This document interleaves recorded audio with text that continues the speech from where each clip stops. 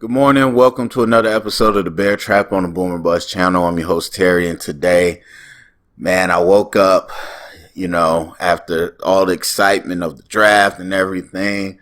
I just woke up today with this feeling in my stomach, and I went back and looked. I think I got halfway, maybe 60% through the third round. Then I was busy, but obviously I saw the Bears stuff. And so I just went back to see what the rest of the round was like or whatever, and to really reflect on our picks. And I got to tell you the truth. I'm not 100%, on board with it. There are some question marks. Now, this is two things that I talked about before, or the two sides of it. And that's the two parts of the draft. There's the draft game, and then there's building the team.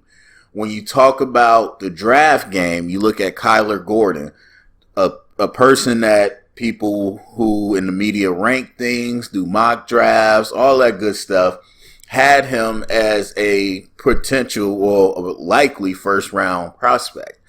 And so you say, wow, we were able to get him in the second round. That's got to be big value.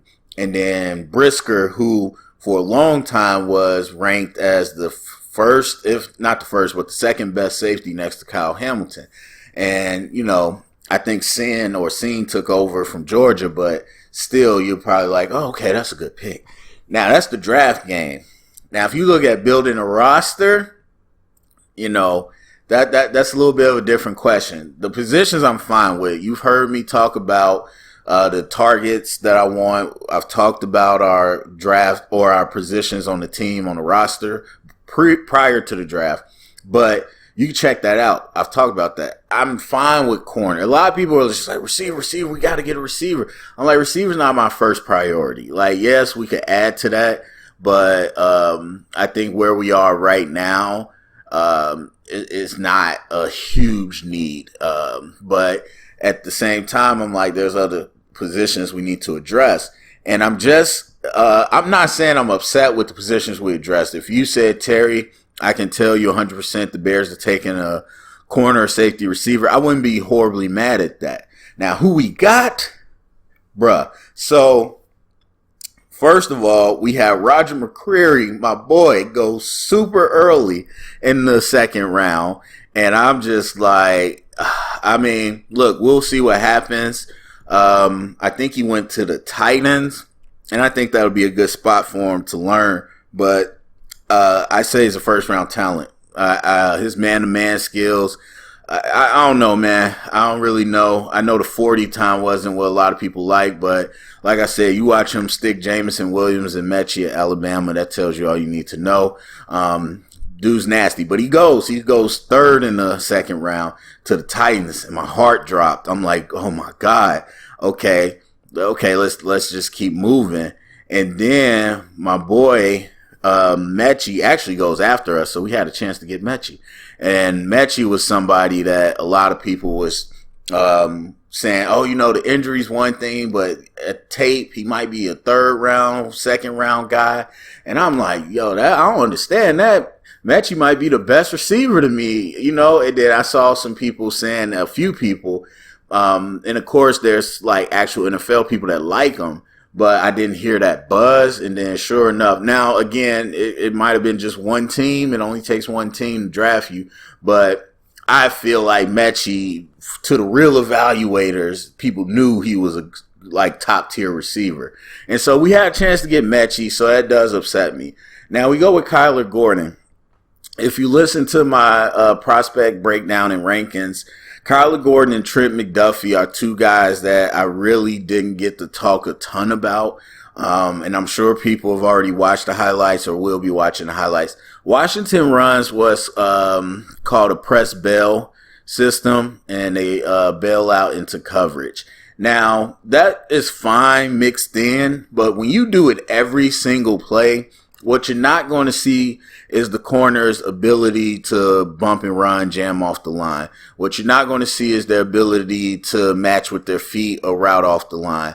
What you're not going to see is their ability to flip the hips and speed turn. Now they can, but in bail coverage, you shuffling so far that you could just drive on the ball if you see something, and then you do have to speed turn if they go vertical. And I'm not saying anybody could do it, but it's a lot different than just playing actual coverage. Again, in the NFL, you'll see that every now and then, but Washington plays it every single play. So it's just hard to really see the player's instincts, the movement skills, especially for McDuffie. Now, Kyler, I could tell you definitively, he's not a good of an athlete. I knew that before the combine. And so you could tell, okay, he's stiffer and he's slower. At some of the throws, I could see that he was a little more physical with receivers than McDuffie was.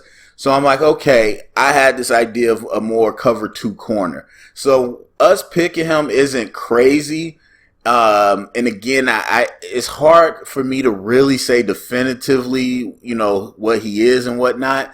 But based off my, knowledge of scouting players, I did think, okay, he's going to be similar to Jalen Johnson. He's going to be a guy that is going to win more at the line of scrimmage than he's going to win, covering somebody downfield. And so I'm okay with that. I don't know what defense we're going to run and what coverages coach likes and everything. But in my mind, there's room for us to get a man-to-man lockdown guy and be opposite a cover 2 guy like Jalen Johnson. But at the same time, like when we have Fuller, it also makes sense to have 2 of those similar guys in the cover 2, and then you just run cover 2, cover 4. So that might be the plan. I mean, I would assume so because that's the type of player he is. But I just had an incomplete grade on him. And also, again, he wasn't the best athlete. So people were saying first round, middle first round, late first round. Now, obviously, he gets to us. Obviously, people passed on him. Mccreary goes before him. I think people's vision of Gordon was more in line with my vision than what the media's vision was. So, again, he makes it all the way to us when you had a number of other corners go.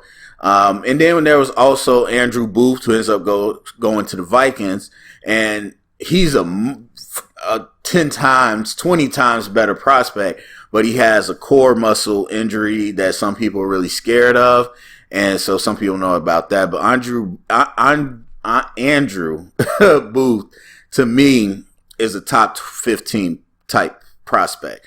And so I wouldn't have been mad if we got him because we're whatever you want to call it, tanking, folding, rebuilding, whatever you want to call it this year, we ain't going for it. So I would have been real happy had we got him and been able to stash him for a year as he recovers. Now, obviously the injury isn't that crazy because the Vikings took him not too far after. But if the Bears felt like this injury might be, long lasting, because that's a rare injury that I've heard of, a core muscle surgery. So I don't know, but I would have really been happy if they said, hey, that's the plan, because Kyler Gordon is just such a question mark for me. And even with the stuff I do know, his ceiling is limited. So, that's not the pick I would have went with. Now, Jaquan Brisker. And at this point, I was like, you know what? I don't have to see this guy after this, so I'm going to just push through. But now that he's on the Bears, I'm calling him Brisket. I have to because I can't keep remembering Brisker. His name is Brisket now. But anyway, safety out of Penn State. He's solid. He's like a 3-star prospect, right in the middle. And I talked about him too.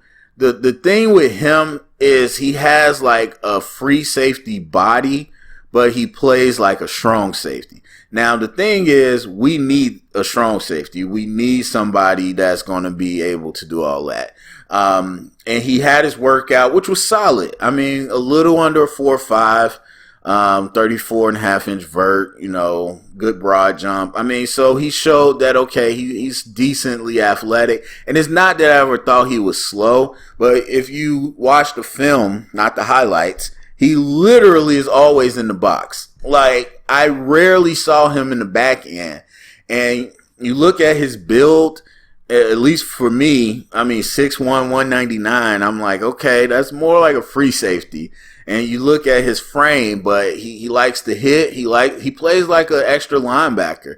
And again, that's what we need. Obviously, we got Amos from Penn State. Not to say it's the same thing, but that's the type of player we need. Now, as far as is he that type of player in the league? I don't know. I mean, some guys play bigger than they are, but he just wasn't the cover guy. He wasn't the cover guy. He wasn't the deep guy. He was the box guy, and obviously Eddie Jackson is going to be our deep guy. So he works, again, in terms of the scheme, to me, he's a bit of a tweener. And so I'm curious to see if he translates that game to the next level. And more than likely, they're going to ask him to do some more coverage stuff, and we're going to have to see how he holds up against NFL players. And to me, that's a question mark. I can't look at any part of his draft and say I have a good feeling he's going to be able to do this. It's a big question mark to me if he's going to be able to translate that. Then you got third round Bayless Jones, and this is one of the guys that I didn't watch. I knew the name, and he wasn't on my list, obviously, because I didn't watch him. But I knew the name, and I knew he was out there. But nothing rose to the point of pre-draft, hey, you need to watch this dude. So there's that. So for me, I look at him, though. I watched a little bit, then do a whole write-up. But here's my thing.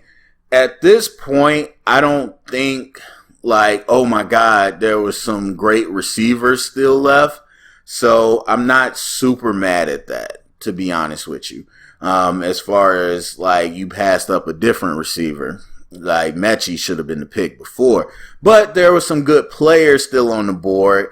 And Bayless, you look at him as far as what people say about him. And as far as his production, I think he's going to be 25 years old because he's been in college for a while. And yeah, he ran the 4.31. I watched a little bit. My guess is he's a straight line speed guy because it didn't look like he had a lot of movement. But typically that's what happens with later receivers. And just a lot of people in the league thought he was going to be like a special teamer. And it was funny because I was thinking, I was like, man, you know what? I watched a little bit of him yesterday or when they drafted him, and I think, he's got some potential. I was thinking of Thornton, the guy from Baylor that the Patriots drafted. And I was like, oh yeah, that wasn't Bayless, that was somebody else. I was like, oh crap, I know who he is, but I was like, I don't know much about him, so I had to like watch, and I'm not impressed. I'm not impressed. And again, receiver to me wasn't the big priority. Now, I look at this, and what really hurts is our next pick, or the next pick after us, was Abraham Lucas, one of the guys I really wanted. I mean, a pure right tackle that's going to be legit. And now I think about it, the Seahawks got they got two of my favorite tackles, and they got Kenneth Walker. But anyway, that was the next pick. Now I was thinking, we might grab him in the second. There were some media people out there that thought Abraham might go in the first round. So, look, that's all over the place, whatever. But you sit there at 71 and you see he's still on the board. I would have loved for us to go for him. And so, that's tough. And then Bernhardt, who everybody thought was going to be a first-round pick out of Central Michigan, he was still there. And I think we could develop him into a great left tackle. Hell, if you got Nakobe Dean for whatever reason I got to look into later, slid all the way to the third round, if you would have got him, that dude is like a Roquan clone. Could you imagine if we had two Roquans? Like, bro, we don't have another linebacker that's as legit as that. So I would have been happy with that. But for me, it's the right tackle spot or another lineman in general, because we didn't really get great linemen this offseason. Or it's the receiver spot. No, not the receiver spot. Well, yeah. At this point, I'm sorry, I keep thinking of the second round. So yeah, to me, the right tackle spot is a huge piece we should have got. or you could go receiver. But again, at this point, shoot, I'm looking. It ain't that many receivers that went after Bayless, so I get that the receiver run kind of already happened. But I am thankful we didn't get David Bell. I would have cried. There's some people really trying to make the case for David Bell. Y'all need to stop. So anyway, you have 3 players that got real question marks. Real question marks. I'm talking about our second round picks are 2 of my biggest question marks. Now, one thing that I pray to Jesus happens, David Falale is falling into the day 3, which a lot of people were saying, and it is purely his health, like not his health like injury, but well, kinda. He's a huge dude. He's 380 something. So people are wondering, can he play a whole game? Can he stay healthy? All that stuff. You watch this man from Minnesota. He is a monster. Do not get it twisted. He was at the Senior Bowl handling everybody. You get this guy at day 3, do what you got to do to get a pick. If you get this guy in day 3 and you're able to say, it's not even risky at this point, but you say we're going to try to put him on a system, get his weight together and all that. Dude, this dude is a perennial Pro Bowler. Hands down. Absolutely hands down. So I do hope that maybe we take a swing at that. But yeah, the 2 picks that we got are huge question marks. Bayless Jones, in terms of the receiver class, is a very low-end prospect and a bit of a question mark. So I'm not panicking about the Bears, Matt and Ryan, but between the offseason and the draft so far, I'm just like, okay, all right. So, yeah, I don't want to, I'm fine. I do want to tell the truth, but some people, they're so good. They're going to find every reason to tell you why they're good, and I'm a hater and all that. And that's fine. I do the work, so I'm just telling you my opinion. But anyway, go down to the comment section. Let me know what you think. Share it around. Get the conversation started. Thumbs up, subscribe, and remember, stay up and bear down.